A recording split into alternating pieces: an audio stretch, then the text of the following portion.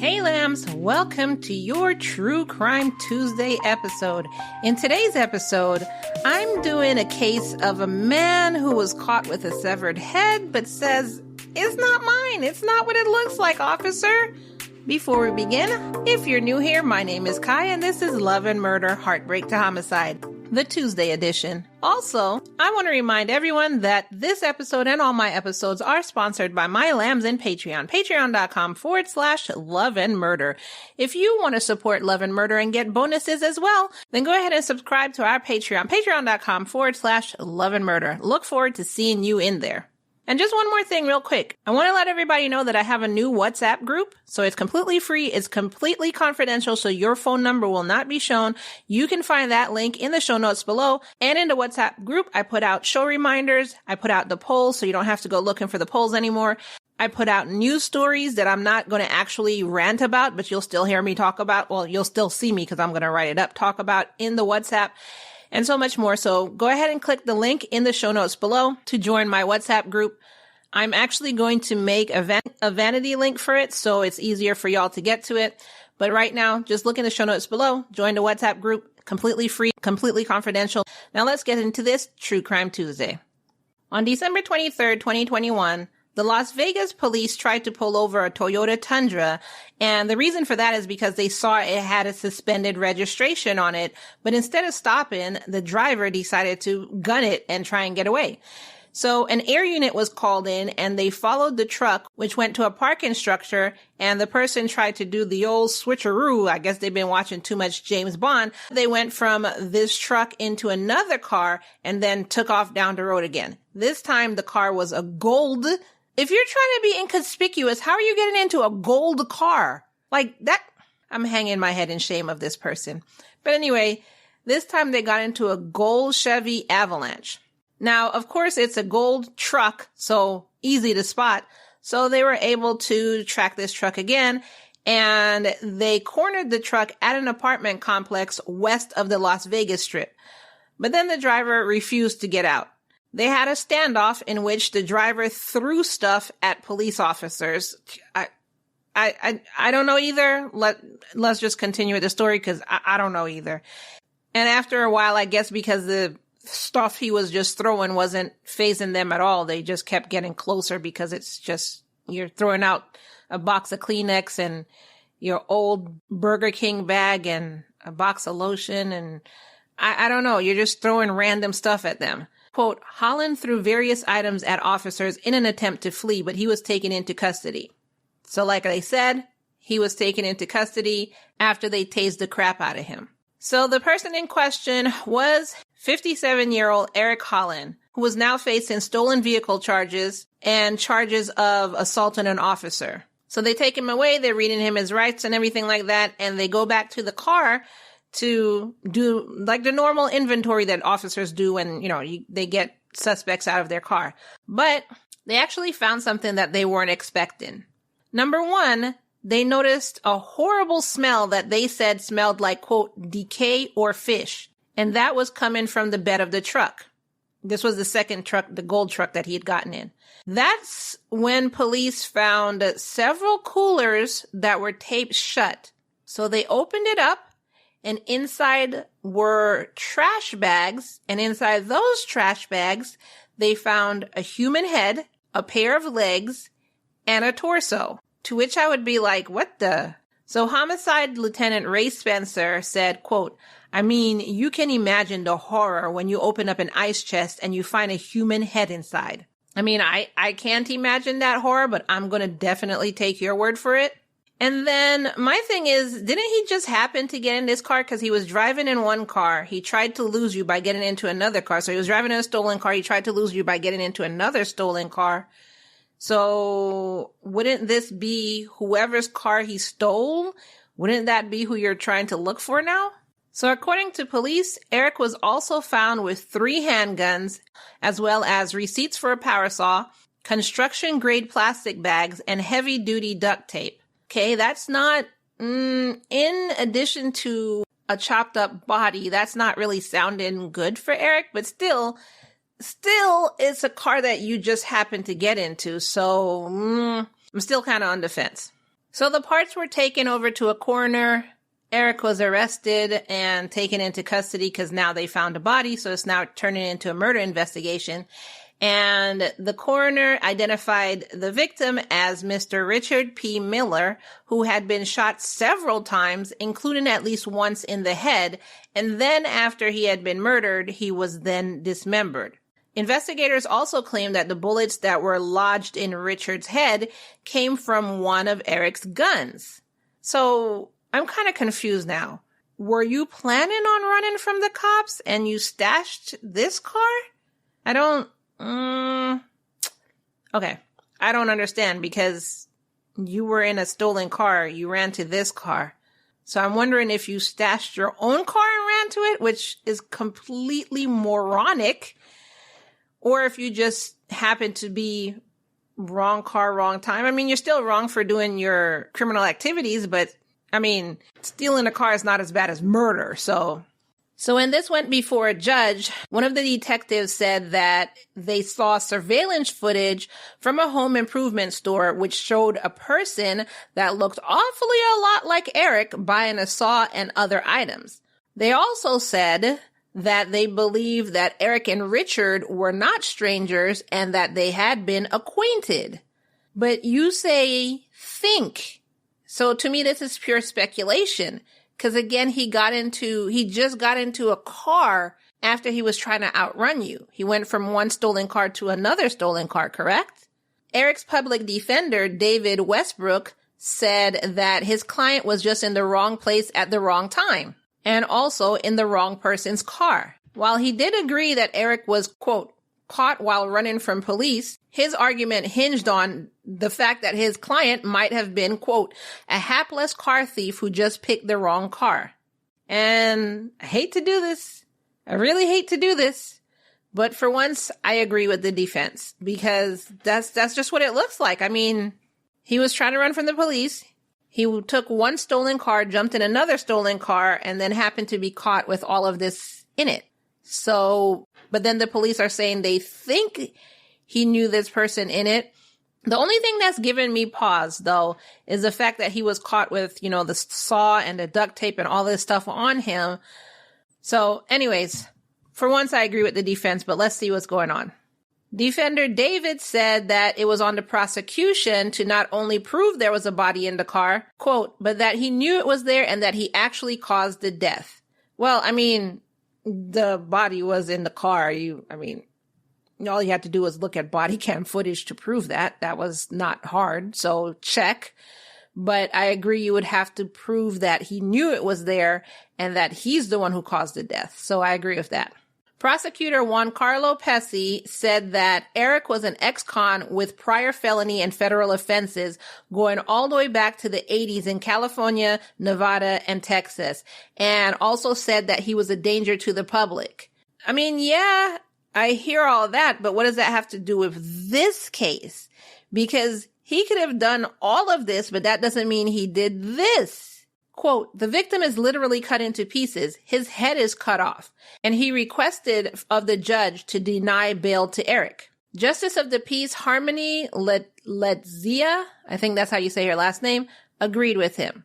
Quote, proof is evident, and the presumption is great that Mr. Holland committed murder. Really? Am I the only one missing something here? Maybe I'm missing something. So based on what y'all have heard so far, lambs, do you agree with the judge? Because I'm seriously, maybe I'm missing something. I'm not even sure. So she did agree that he needs to be held without bail, and there was one charge for open murder on him. Now, the reason he was running is because, first of all, the car was stolen. Second of all, it did have an expired registration on it. I mean, you're going to steal a car and you're going to steal one with an expired registration. And third of all, he did have warrants out for him. So you're going to steal a car. You're going to steal a car with expired registration to call so much attention to yourself, and you have warrants out for you. I mean, you keep making brilliant decisions, sir. Brilliant. So police had been looking for him since May of 2019 because he had an arrest warrant out for him in 2018 on a case in Las Vegas accusing him of auto embezzlement of more than $3,500, identity theft, which was using somebody else's ID, intent to use a false check, and theft of more than $3,500. And on these charges, he had posted $5,000 in bail and then ran. So I can understand why they didn't want you to post bail this time. I can understand that. I can't understand why it's a charge of open murder when, again, I don't see how it was his car.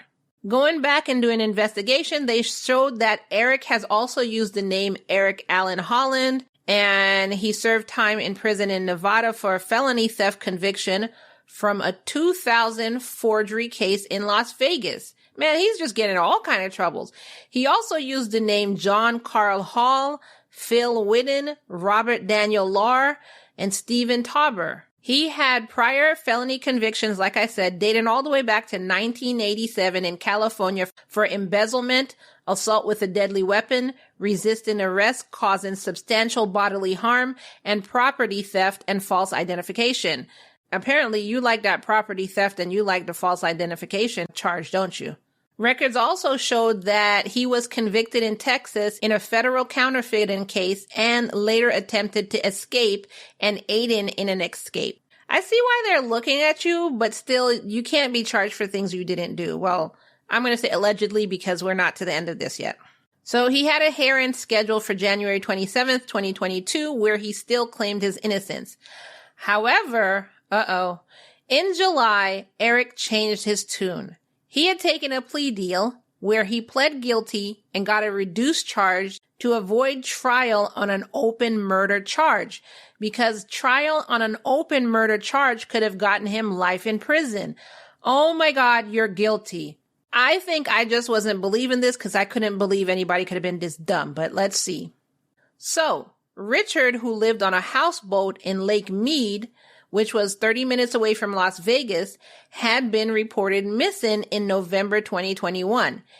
And him and Eric were friends. Eric had killed Richard.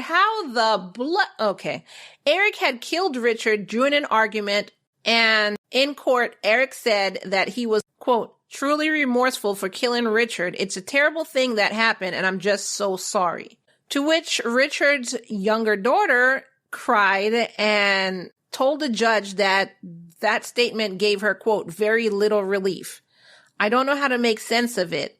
This is the most bizarre thing to ever happen to my family. My dad didn't deserve this, end quote. I mean, it's the most bizarre thing so far that I've heard because, okay, let me get through it and then I'll tell you my thoughts. On December 1st, 2022, Clark County District Court Judge Tierra Jones sentenced him to 18 to 45 years for second-degree murder and felony theft. Quote, I was going to bring it up in court, but I'm not going to because of family members. There was a reason, and I hope that they'll get closure today. So basically what she was saying was she was going to ask Eric, why did you do this in court? But she decided since he didn't provide it, she wasn't going to ask, but she hopes that, somehow this comes out and gives the family closure. So after his sentencing, Eric finally came out and said why he did it. He said that Richard had confronted him and threatened to kill him. Quote, it was very heated. He had a gun and I had a gun. Also, later on in jailhouse interviews, Eric said that he wanted police to investigate whether Richard was responsible. Okay, wait, what? Strap in for this one. He wanted police to investigate whether Richard was responsible for the disappearance of his ex-wife, meaning Richard's ex-wife, Jing Mei Zhu. So what? Okay, how do you know? It's not your wife. It's not your ex-wife. It's his ex-wife. And because you haven't seen her around, you're figuring she's missing? She could have just gone back to California. She could have just gone back to Florida. She could have just, what are you talking about? Are you keeping tabs on his ex-wife that you know she's missing? But anyway, he said she went missing in 2018 or 2019. Quote, I'm going to prison for the rest of my life and I just want to make sure that she wasn't forgotten. Oh, you are so thoughtful. He said that he believes Jing Mei lived in China and Canada before marrying Richard in 2018. In divorce proceedings less than a year later, Richard alleged in court that Jingmei had left and moved back to China. However, records show that Jingmei could not be located to receive her court summons. His public defender went on to say that Eric does believe that Jingmei is dead and that Richard killed her. However, Las Vegas police came back and said they had no missing person investigation related to Jingmei. Which, I mean, they wouldn't, because if she did move back to China, I mean, and nobody has called for her, and, I mean, even if she went missing here and her family's not reporting her missing back in China, there's a bunch of if. But then again, also, Eric, how would you know she's missing? Like, that's not your ex-wife. This is just a bizarre story. And I ended up having egg on my face because I really thought that he had stolen a car. That's just what it sounded like to me. And I literally really thought about like redoing this episode to not make it sound like that. But you know, this is Love and Murder and I'm not going to be fake and you're going to go through the journey with me. Some people hate it. Some people love it. It is what it is. But really, in the beginning of this episode, there was no indication that this was his car, that he had any affiliation with the second car or anything. It really sounded to me like wrong place, wrong time. But somehow, this genius stole a car. Let me reiterate. This intelligently brilliant genius stole a car that had expired registration on it and drove away from police, took them on a car chase, thought he was going to do the old switcheroo, but he stupidly jumped into his own car, which is gold, a big old gold truck, and it had a dead body in it. And then he drove to his house. I mean, if you've ever taken the class of Love and Murder and How to Be a Criminal, you graduated with flying colors, sir. A+. You did all the right moves. The only thing you were missing was the neon sign pointing to you here.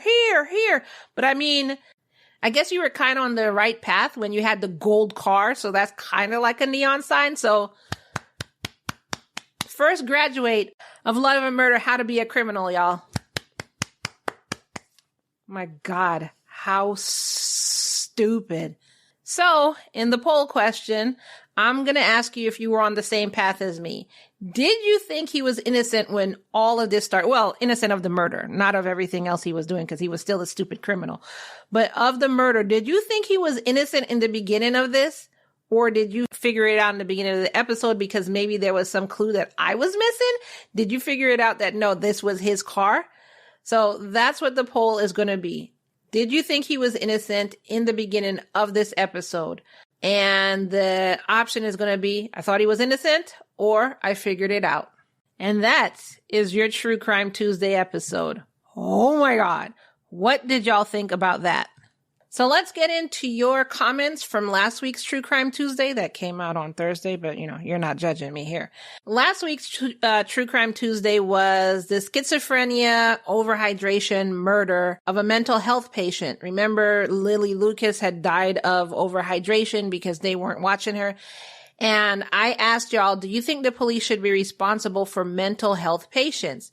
And 50% of y'all said, no, we need a department. And 50% of y'all said yes, which I already gave my opinion on that. I don't think police need to be responsible for mental health patients because they're only people. They can't be responsible for everything. There's no way they could be trained for everything under the sun.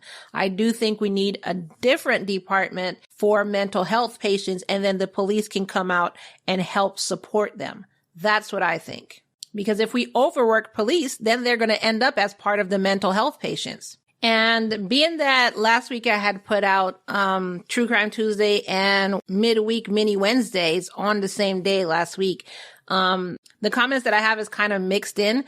So I will read the comments on tomorrow's episode, on the Midweek Mini episode, because it's kind of mixed in. So I'll just do the Midweek Mini and the True Crime Tuesday comments all on that episode. So I will put up that poll in Spotify, and I will also put it up in the new WhatsApp group. Don't forget to click on the link in the show notes below. Answer the question. Let me know what y'all think about this crazy episode that just, it really threw me for a loop. I want to hear from you, and I will see you in the next episode. Bye.